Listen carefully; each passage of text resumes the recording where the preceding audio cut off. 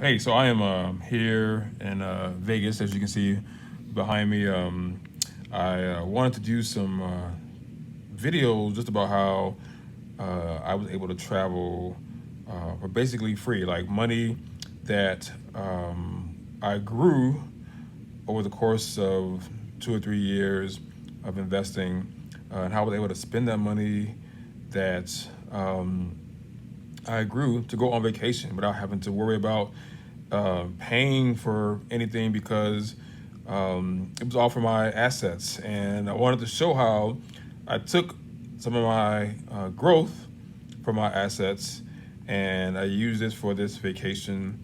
And by the time the vacation was over, the money that I took out to spend on the vacation had actually grown back in my account.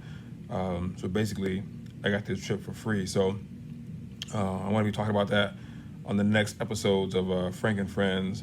Again, I'm not sure why people just still to this point aren't investing, but again, you have the right not to invest.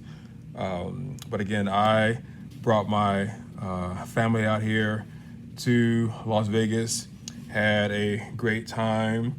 All the money that I spent on myself and them was basically, I mean, free money. It wasn't money that I had to work for or anything.